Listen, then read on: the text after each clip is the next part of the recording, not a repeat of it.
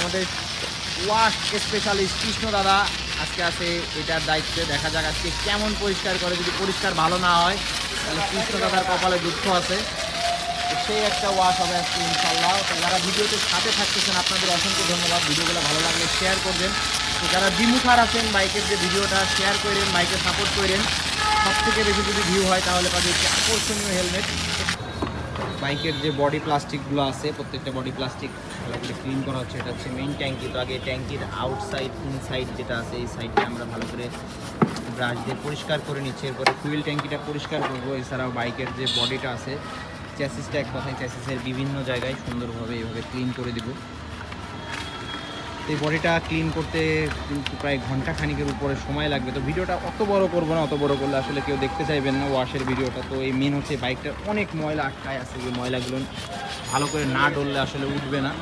তো সুন্দর করে এটা পরিষ্কার করার চেষ্টা করতেছি। ইঞ্জিনের উপর সাইডে হেডের উপরে যে ময়লাগুলো বসেছিল, জমেছিল যে ময়লাগুলো, এগুলো ব্রাশ দিয়ে ভালো করে পরিষ্কার করবো।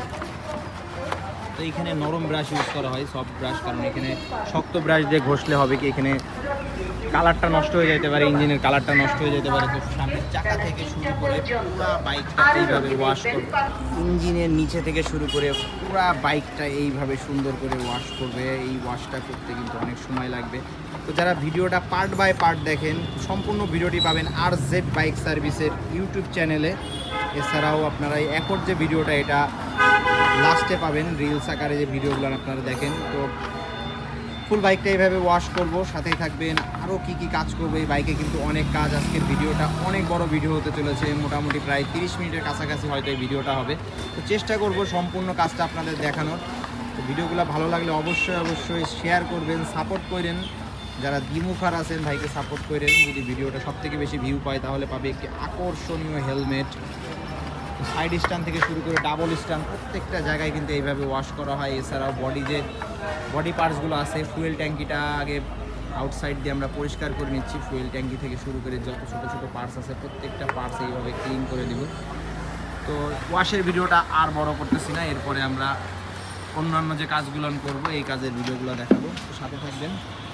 তো ওয়াশ কমপ্লিট। এখন আমরা ফাইনালভাবে বাইকে যে লিকুইডটা আছে লিকুইডটা বের করে দিচ্ছি। সাথে থাকবেন, এরপরে আরও কী কী কাজ করবো দেখাবো।